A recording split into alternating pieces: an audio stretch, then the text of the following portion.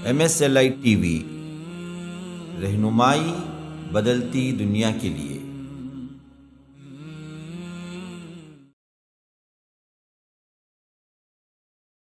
نحمدہ ونصلی علی رسولہ الکریم وبعد۔ قال النبی صلی اللہ علیہ وسلم الحق الفرائض بأہلها فما بقی فهو لأولی رجل ذکر۔ نبی کریم صلی اللہ علیہ وسلم نے ارشاد فرمایا، وراثت کے مقررہ حصے ان کے حقداروں کو دے دو، پھر جو مال بچ جائے وہ میت کے سب سے زیادہ قریبی رشتہ دار مرد کے لیے ہے۔ محترم حضرات و خواتین، السلام علیکم ورحمۃ اللہ وبرکاتہ۔ ابھی جو آپ کے سامنے جو حدیث پڑھی گئی ہے، اس کا تعلق وراثت سے متعلق ہے۔ اللہ کے نبی صلی اللہ علیہ وسلم نے تاکید فرمائی کہ مقررہ حصے جو مقرر ہیں، خاص کر وراثت میں، وارثوں کے درمیان تقسیم کرنے اور مال کو، وراثت کے مال کو حقداروں تک پہنچانے کی تاکید آپ صلی اللہ علیہ وسلم نے فرمائی۔ پھر جو مال بچ جائے وارثین کے درمیان تقسیم کرنے کے بعد، جو میت کے قریبی رشتہ دار کے لیے ہے، فرمایا اللہ کے نبی صلی اللہ علیہ وسلم نے۔ تو اس سلسلے میں خصوصاً ایک بات یاد رکھنے کی ہے کہ وراثت کے معاملے میں قانون میراث شریعت کا ایک اہم ترین حصہ ہے۔ قانون میراث شریعت کا ایک اہم ترین حصہ ہے۔ مسلمانوں کے لیے اسی کے مطابق ترکے کی تقسیم شرعی ایک اہم فریضہ ہے۔ لہذا اگر کسی ملک میں مسلمانوں کے لیے احکام شریعت کے مطابق نظام میراث نافذ نہ ہو تو وہاں کے مسلمانوں کو چاہیے کہ حکومت سے نظام میراث کے نفاذ کا مطالبہ کیا جائے۔ وہ لوگ مطالبہ کریں حکومت سے کہ مسلمانوں کو نظام میراث پر عمل کرنے کی اجازت دی جائے۔ اس کے لیے پرامن جد و جہد کی کوشش کی جائے، جد و جہد کی جائے، اور جب تک ایسا نظام قانونی طور پر نافذ نہ ہو، رضاکارانہ طور پر اسے نافذ کرنے کی سعی کی جائے، کوشش کی جائے۔ بعض ممالک ایسے بھی ہیں جن ممالک میں اسلام کا قانون میراث جاری نہیں ہے، وصیت کے بغیر وارثین کو ان کا شرعی حق بھی نہیں ملتا، وہاں اس طرح کا وصیت نامہ لکھنا واجب ہوگا جو مورث کی موت کے بعد قانون شریعت کے مطابق ترکے کی تقسیم کا ذریعہ بن سکے۔ البتہ مورث جو ہے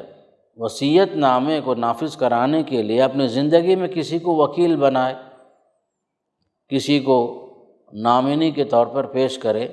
تاکہ مورث کی وصیت کے بعد اگر ورثہ میں اضافہ ہو جائے یا کمی ہو جائے تو حکم شریعت کے مطابق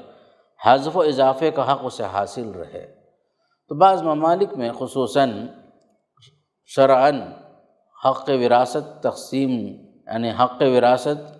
وہ لوگ تسلیم نہیں کرتے، لیکن وہاں وصیت کی اہمیت ہے، تو وصیت کو باقاعدہ جو ہے جہاں قانوناً لوگ تسلیم کرتے ہوں، حکومت تسلیم کرتی ہو، تو اپنی وصیت میں شرعی اعتبار سے قبل از وفات جو ہے آدمی ترکہ تقسیم کر کے کسی کو اپنا وصی بنا کر کے، کسی کو اپنا وکیل بنا کر کے باقاعدہ جو ہے اپنا وکیل کے طور پر اس کا نام پیش کر دے، تاکہ اس کی وفات کے بعد لوگوں میں شرعی طور پر مال تقسیم ہو، ولو بالفرض حذف و اضافہ ہو وارثین میں تو ان کا حق بھی برابر اسے مل سکے اور وکیل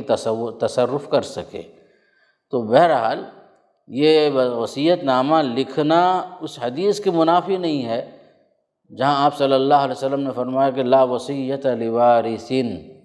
وارث کے لیے وصیت کرنا جائز نہیں ہے۔ جو حدیث ہے اس کے خلاف نہیں ہوگا، کیونکہ اس حدیث کا وصیت ہے، وصیت کا مصداق وہ وصیت ہے جس میں کسی وارث کو ضرر پہنچانا مقصود ہے، کسی کو محروم کرنا مقصود ہوتا ہے۔ یہاں جو ہے خاص کر کے جن ممالک میں وراثت کی تقسیم پر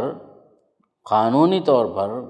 گنجائش نہ ہو تو وصیت نامے میں وراثت کی شرعی تقسیم کو عمل کرنے کے لیے کسی کو وکیل بنا کر باقاعدہ اس کے حوالے کرنا وصیت نامہ، تو یہ حدیث جو ہے یہاں وصیت خاص کر کے وارث کو وصیت نامے کے تحت باقاعدہ حق دلانے کے لیے ہے، کسی کو محروم کرنے کے لیے نہیں ہے۔ تو لہذا یہ حدیث اس وصیت کے خلاف نہیں ہے جو جن ممالک میں آدمی مجبوراً جو وصیت نامہ تیار کرتا ہے۔ تو وارث کے حق میں حق شرعی سے زائد کی وصیت کرنا معتبر نہیں ہے۔ ہاں البتہ وصیت نامہ جو لوگ تیار کرتے ہیں بعض خاص کر کے یورپ کنٹریوں میں، تو وصیت نامہ میں حق شرعی سے زائد کی وصیت کرنا معتبر نہیں ہے، البتہ اگر دوسرے وارث راضی ہوں تو اس کا اعتبار ہوگا، یعنی وارثین آپس میں رضامندی کے ساتھ کسی کو کم یا کسی کو زیادہ پر راضی ہو جائیں، اور ورثہ کی یہ رضامندی مورث کی موت کے بعد ہی معتبر مانی جائے گی، اور یہ وارثین کی رضامندی کی وجہ سے اس میں کمی بیشی کی گنجائش یقیناً ہو سکتی ہے۔ البتہ ایک صورت یہ بھی ہے کہ کوئی مسلمان کسی کافر کا، کوئی کافر کسی مسلمان کا شرعاً وارث نہیں ہو سکتا۔ جہاں لوگ جو ہیں شادیاں کر لیتے ہوں کسی غیر مسلم سے، چاہے اہل کتاب ہی کیوں نہ ہوں، تو وہاں پر خصوصاً وارثین کے مابین اسلام ایک مذہب ہونا شرط ہے۔ اختلاف مذہب کی وجہ سے وراثت کے قانون پر ہم عمل نہیں کر سکتے۔ اللہ کے نبی صلی اللہ علیہ وسلم نے صاف فرمایا لا یرث المسلم الکافر ولا الکافر المسلم، نہ کافر مسلمان کا وارث ہو سکتا ہے، نہ مسلمان کسی کافر کا وارث ہو سکتا ہے۔ اس بات کا خیال رکھنا ضروری ہے۔ ایسے غیر مسلم ممالک جہاں مسلمان سے غیر مسلم قرابت دار کو اور غیر مسلم سے مسلمان قرابت دار کو ملکی قانون کے مطابق موت کے بعد چھوڑے ہوئے مال میں حصہ دلایا جاتا ہو،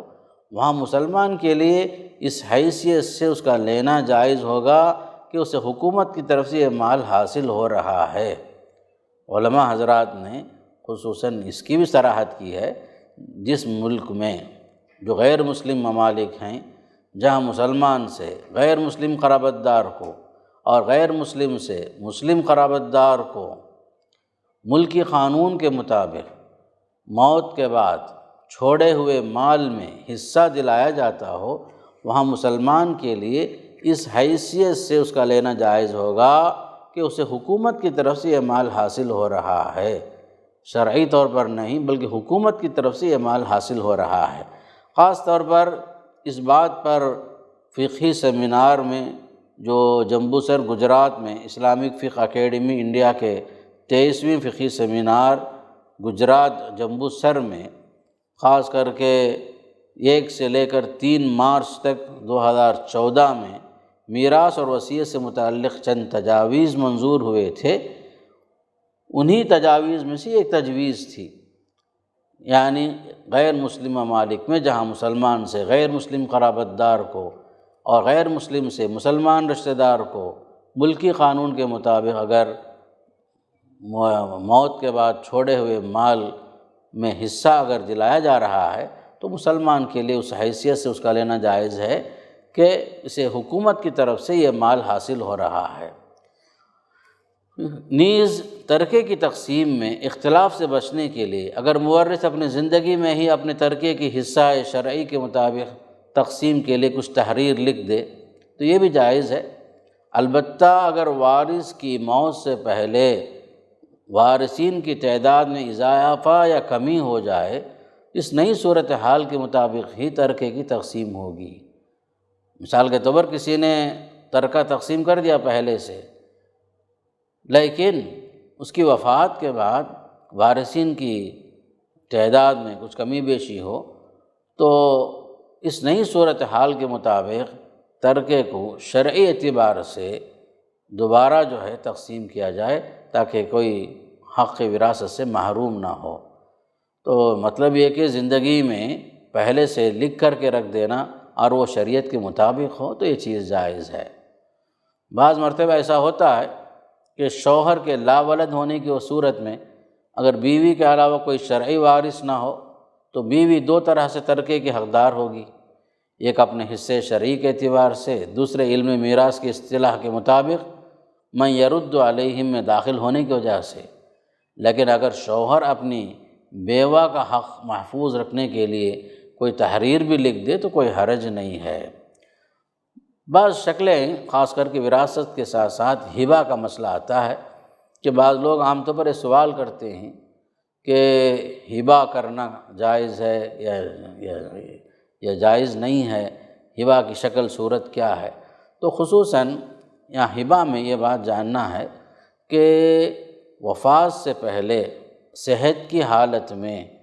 پوری جائیداد ہبہ کر سکتے ہیں، البتہ کسی وارث کو محروم کرنے کی نیت نہ ہو۔ بعض مرتبہ لوگوں کی نیت بھی خراب ہوتی ہے کہ کسی کو صرف لڑکیاں ہیں، لڑکے نہیں ہیں، تو وہ شخص سوچتا ہے کہ میری وفات کے بعد میری لڑکیوں کے ساتھ ساتھ میرے چچا زاد بھائی یا میرے چچا یا میرے بھائی یا میرے بھتیجے وغیرہ وارث ہوں گے، ان کو محروم کرنا ہے۔ تو اس نیت سے آدمی پورے مال کو ہبہ کے طور پر کسی کے نام سے ڈونیٹ کرتا ہے، رجسٹریشن کر دیتا ہے۔ تو ایسا کرنا شرعاً جائز نہیں ہے۔ جن کے لیے اللہ تعالیٰ نے حق وراثت ساتوں آسمان کے اوپر سے لکھ دیا ہے اور آپ اسے محروم کرنا چاہتے ہیں تو یہ آپ کی نیت کی خرابی ہے۔ تو اس لیے خاص کر کے نیت کی خرابی کے ساتھ کسی کو محروم کرنے کی نیت سے ہبہ کرنا یہ جائز نہیں ہے۔ تو عام طور پر لوگوں کے معاملے ایسے ہی ہوتے ہیں الا ماشاء اللہ۔ تو ہبہ اپنی جگہ جائز امر تو ہے کہ وفات سے پہلے صحت کی حالت میں پوری جائیداد یا بعض جائیداد کچھ حصہ کسی کے لیے ہبہ کرنا ہو تو ہبہ کر سکتے ہیں، لیکن یہ شرط کے ساتھ کہ کسی کو محروم کرنے کا ارادہ نہ ہو۔ ہبہ کے اندر دو باتیں ہوتی ہیں کہ ہبہ کا طریقہ جو ہے عام طور پر شرعی اعتبار سے دو طریقے ہیں ہبہ میں۔ ایک طریقہ یہ ہے کہ آپ لڑکے میں اور لڑکیوں کے درمیان مساویانہ تقسیم کر دیں، کہ اپنی زندگی میں ہی جو مال آدمی تقسیم کرتا ہے وفات سے پہلے اس کا نام ہبہ ہے۔ تو ہبہ میں یہ عمل جائز ہے کہ آپ برابر برابر تقسیم کریں، مساویانہ تقسیم کہتے ہیں کہ لڑکوں کو بھی لڑکیوں کو بھی برابر برابر آپ نے تقسیم کر دیا، یہ عمل جائز ہے۔ اور دوسری شکل ہے ترکے کی طرح کہ زندگی میں آپ ہبہ تو کر رہے ہیں لیکن عمل آپ کا ترکے کی طرح ہے، لڑکوں کو دگنا حصہ آپ نے دیا، لڑکیوں کو ایک حصہ آپ نے دیا، تو یہ عمل بھی جائز ہے کہ خصوصاً ہبہ کرنے والے کو اختیار ہے کہ وہ مساویانہ تقسیم کرے، برابر برابر تقسیم کرے، یا ترکے کی طرح تقسیم کرے کہ لڑکے کو 2 حصے اور لڑکی کو 1 حصہ، یہ عمل بھی جائز ہے۔ خصوصاً جو جائیداد ہبہ نہ کی گئی ہو تو اس کا شمار ترکے میں ہوگا، جو جائیداد ہبہ نہیں کیا ہے اور مورث کے نام پر باقی ہے تو ایسے مال کی تقسیم شرعی تقسیم کے اعتبار سے، ترکے کے اعتبار سے تقسیم کر سکتے ہیں۔ لیکن یہاں ایک بات یاد رکھنا ہے، خاص کر ہبہ کے معاملے میں اللہ کے نبی صلی اللہ علیہ وسلم نے ارشاد فرمایا اعدلوا بین اولادکم، اعدلوا اتقوا اللہ واعدلوا بین اولادکم، اللہ سے ڈرو اور اپنے بچوں کے درمیان انصاف سے کام لو۔ یہ بات آپ نے اس وقت فرمائی جب حضرت نعمان ابن بشیر کے والد بشیر اپنے فرزند نعمان کو ایک غلام ہبہ میں دینا چاہ رہے تھے، عطیہ کرنا چاہ رہے تھے، تو حضرت نعمان کی والدہ نے فرمایا کہ میں اس ہبہ سے راضی نہیں ہوں جب تک کہ اللہ کے نبی صلی اللہ علیہ وسلم کو اس پر گواہ نہ بنا لو۔ تو چنانچہ بشیر اپنے فرزند نعمان کو لے کر اللہ کے نبی صلی اللہ علیہ وسلم کی خدمت میں حاضر ہوئے اور فرمایا یا رسول اللہ صلی اللہ علیہ وسلم، میں اپنے بچے کو یعنی نعمان کو ایک غلام دینا چاہتا ہوں ہبہ کے طور پر، لیکن میری بیوی کہتی ہے کہ اللہ کے نبی صلی اللہ علیہ وسلم کو اس پر گواہ بنا لو۔ تو اللہ کے نبی صلی اللہ علیہ وسلم نے اہم سوال یہ کیا، اے نعمان، کیا تمہارے اولاد نعمان کے علاوہ اور بھی ہیں؟ حضرت بشیر سے پوچھا گیا کہ نعمان کے علاوہ اور بھی اولاد ہیں تمہارے؟ جب حضرت بشیر نے کہا ہاں اللہ کے رسول، اس وقت اللہ کے نبی صلی اللہ علیہ وسلم نے فرمایا کہ میں اس ظلم پر گواہ نہیں بنوں گا، لا اشہد علی جور، میں ظلم پر، زیادتی پر گواہ نہیں بنوں گا۔ گویا کہ ایک کو دینا، کسی اور کو محروم کرنا، گویا کہ ہبہ میں بھی ظلم کو اللہ کے نبی نے پسند نہیں فرمایا، بلکہ آپ اس پر گواہ بننے تیار نہیں ہوئے۔ اسی وقت فرمایا اتقوا اللہ واعدلوا بین اولادکم، اللہ سے ڈرو، اپنے بچوں کے درمیان انصاف کرو، اور تم یہ چاہتے ہو کہ نیکی میں، حسن سلوک میں ساری اولاد برابر برابر ہو، تو تمہارا مالی معاملات میں بھی برابر ہونا چاہیے، تم کو چاہیے کہ مالی معاملات میں برابری کا معاملہ کرو۔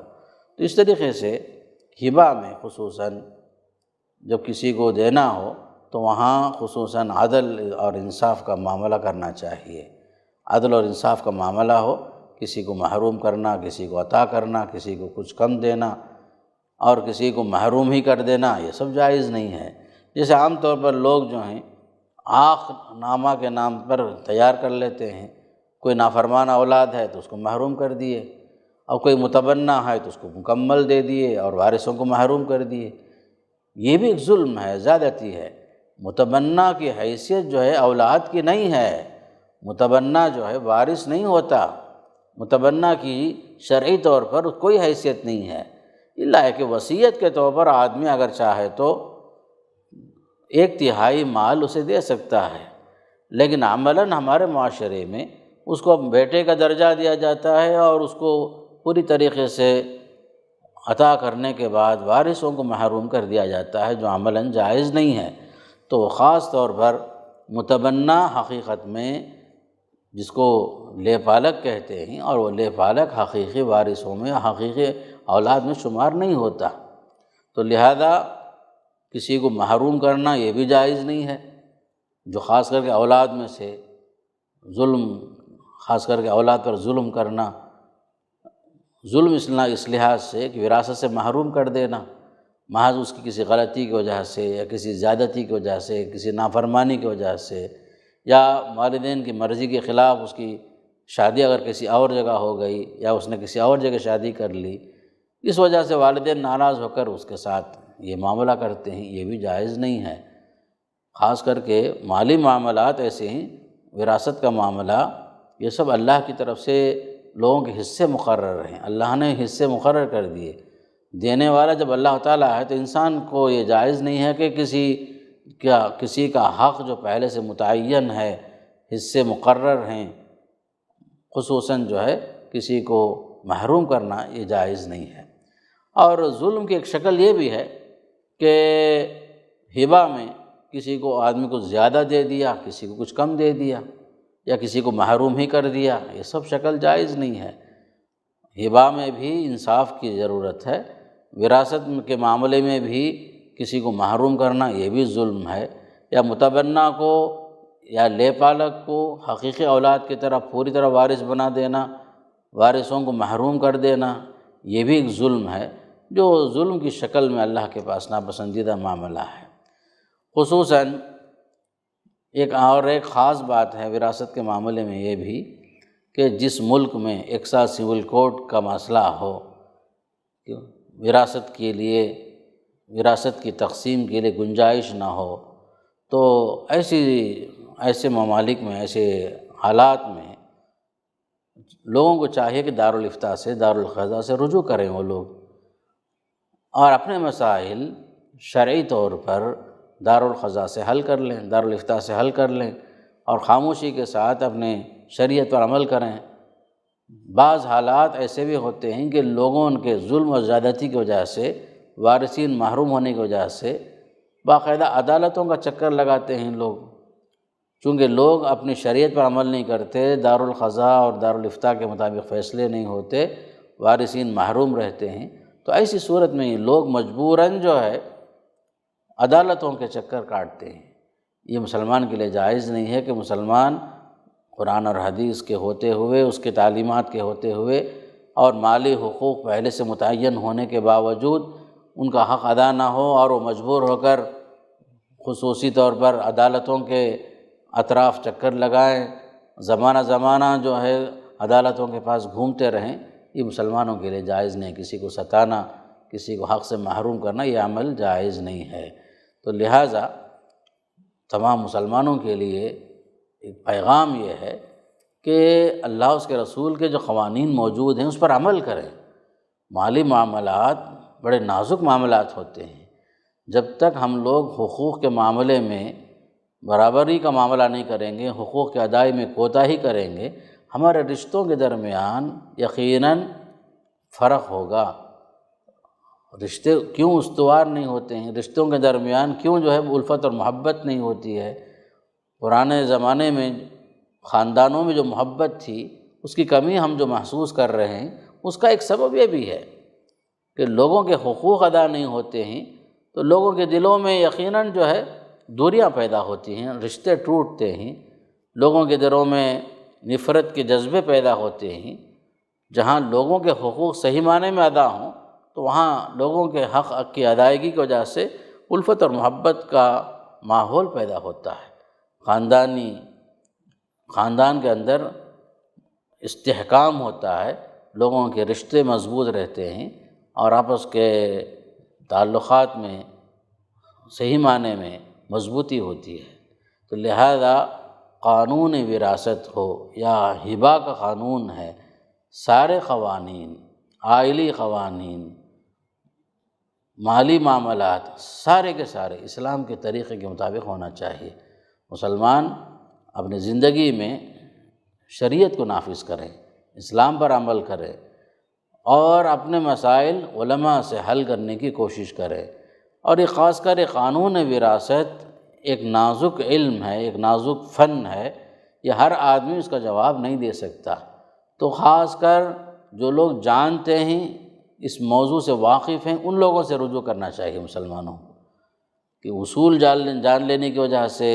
یہ چند موٹی موٹی باتیں جاننے کی وجہ سے آدمی عالم نہیں ہو جاتا۔ جب تک امت علماء کے ساتھ جڑی رہے گی،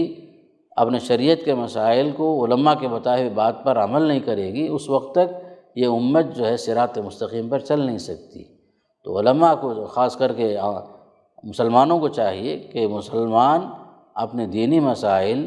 علماء سے حل کریں اور علماء کی بتائی ہوئی باتوں پر عمل کریں، اور جو دارالافتاء سے جو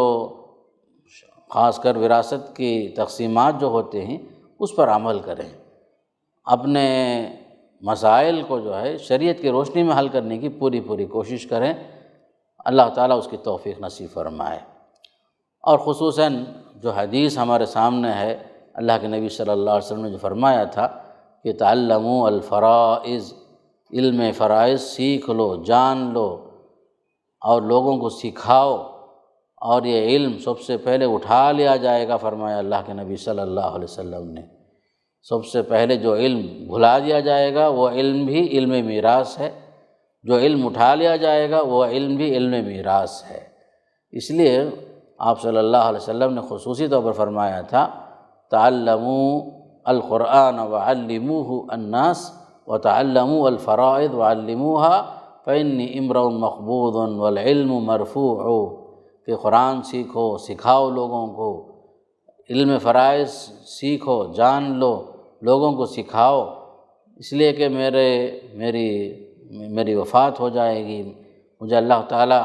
بلا لے گا اپنے پاس اور یہ علم اٹھا لیا جائے گا۔ قریب ہے کہ لوگ آپس میں اختلاف کر بیٹھیں گے، خاص کر علم میراث میں اور مسئلے مسائل میں اختلاف کر بیٹھیں گے، خصوصاً علم میراث میں اختلاف کریں گے، لیکن انہیں کوئی ایسا آدمی نہیں ملے گا جو انہیں صحیح بات بتا سکے، علم میراث پر ان کو صحیح معنی میں رہنمائی کر سکے۔ یہ وقت آنے سے پہلے مسلمانوں کو چاہیے کہ اس علم سے بھی اپنا تعلق کو باقی رکھیں اور یہ علم سیکھیں، اور یہ علم سیکھ کر اس پر عمل بھی کریں، لوگوں کو شرعی طور پر ان کا حق بھی ادا کریں، اپنے خاص کر وارثین کے مابین الفت اور محبت قائم رکھنے کے لیے بھی، اسلام پر عمل کرنے کی نیت سے بھی شرعی معاملے میں خصوصاً ترکے کے معاملے میں جلد سے جلد وراثت کو تقسیم کریں، مال موروث کو تقسیم کریں، اور خصوصاً دین اور دنیا کی سعادت حاصل کرنے کی کوشش کریں۔ اللہ تعالی ہم سب کو اس کی توفیق نصیب فرمائے، اور یہ علم خاص کر کے اس کی باریکیوں کے ساتھ ہمیں واقف ہو کر اس پر عمل کرنے کا اللہ ہم سب کو توفیق نصیب فرمائے۔ وصلی اللہ علی نبینا محمد والحمد للہ رب العالمین۔